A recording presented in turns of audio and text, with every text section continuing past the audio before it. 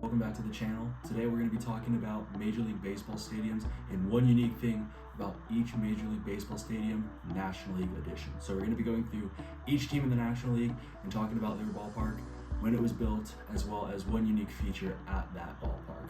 Now, from a fan's perspective, right, a lot of people want to visit all 30 ballparks, and there's something really unique both within the ballpark and within the city it's located in for fans to do. So let's get into it. We're going to be going through the ballparks by division. So we're going to start with the National League East, then move to the National League Central, and then we're going to close out this video with the National League West. Our first stadium is Truist Park, the home of the Atlanta Braves. It was completed in 2017.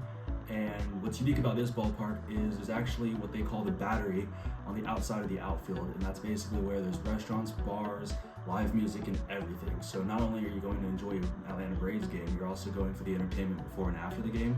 And the battery is also open during off-season as well as when the team's on the road. Our next ballpark takes us down to Miami to Lone Depot Park, the home of the Miami Marlins. It was first opened in 2012. And it really makes you feel like you're in a very tropical climate when you're in that ballpark.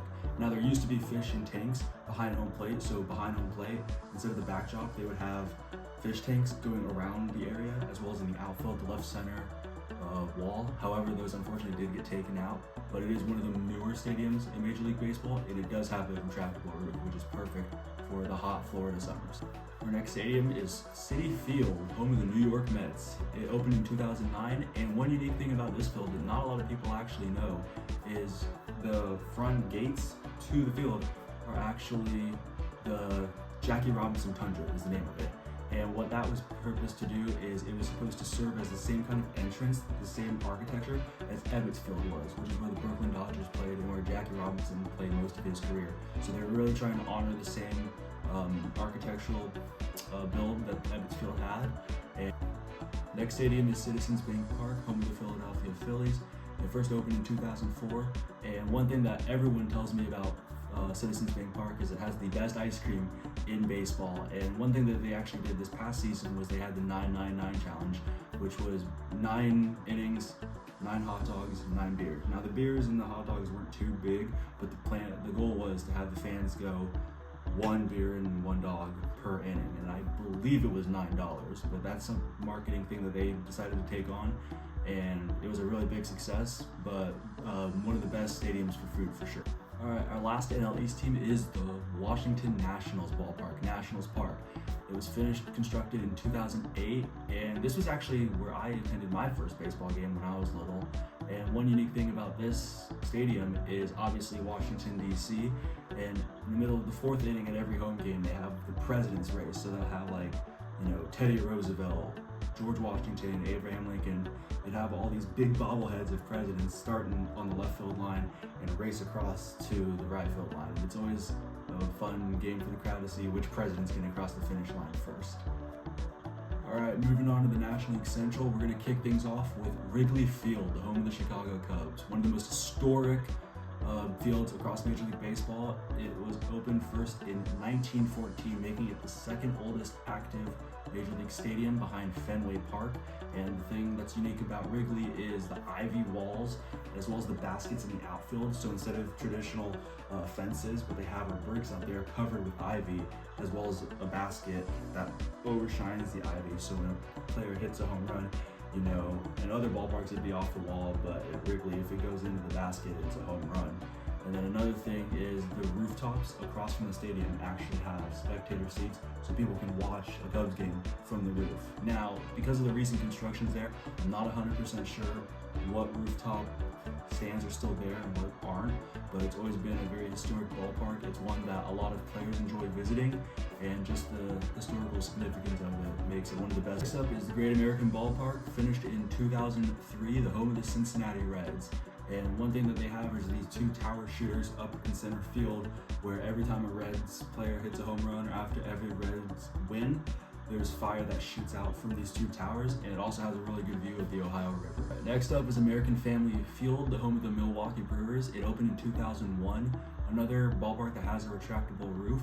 And something unique about this ballpark is the yellow slide in left field. So after every Brewers win, as well as every Brewers home run, their mascot mascot Bernie Brewer slides down the slide doing one of the home run calls, and that's something that's become very unique to Brewers games. Next up is PNC Park, home of the Pittsburgh Pirates. It opened for the first time in 2001, and what makes this ballpark unique is it's probably one of the nicest sceneries across Major League Baseball. A lot of people voted it as the best scenery to go watch a game just because of the city of Pittsburgh in the background. You have the river there, you have the Roberto Clemente Bridge across as well, and it's only one of two ballparks that really have that type of view, and we'll talk about the other one later in this video.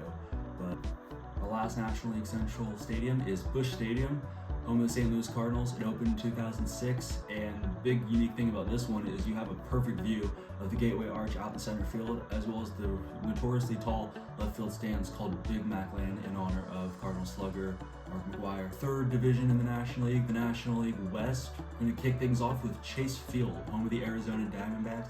It opened in 1998, and one unique thing about this field is the pool that is out beyond the right center field wall, and it's actually a suite, so fans can come in, they can reserve it for parties and everything. The price is pretty expensive, however, and visiting players after playoff wins are known to take a little dip in the pool, so you can go swimming and enjoy a D-backs game. Alright, next up is Coors Field, the home of the Colorado Rockies. It opened in 1995. Now, this is the highest elevation point in Major League Baseball. So hitting home runs in this ballpark, even though the fences may be a little further back, the altitude takes care of it. And it's actually marked. The top stands, the nosebleeds, there's a row that's all purple because all the other seats are green. There's a purple row that marks the elevation to signify the high altitude. Alright, up next is Dodger Stadium, home of the Los Angeles Dodgers. It opened in 1962, and this is actually the biggest ballpark by capacity. So it can seat up to 56,000 fans, which is the most across Major League Baseball. Our next ballpark is Petco Park, home of the San Diego Padres. It opened in 2004, and the unique thing about this ballpark is it's the only Major League Baseball stadium with a historic building as part of the stadium. It's the Western Metal Supply Company. It's out in left field, and only a couple players have managed to hit home runs to left field because of that. But within that side of the stadium, it has the dugout store, it has a bunch of suites as well. It's a great place to watch a Padres game, and it's also been known to have one of the best sound systems across Major League Baseball. So, all right, our last ballpark is Oracle Park, home of the San Francisco Giants. It opened in 2000, and unique thing about this ballpark is McCovey Cove out there in right field. Now, this is the other ballpark that kind of rivals PNC Park as the best scenery in baseball. And you got the Coke bottle in left field as well as the Giant glove. I grew up going to Giants games, and the food there is awesome. Definitely get the crazy crab sandwiches in the outfield if you go.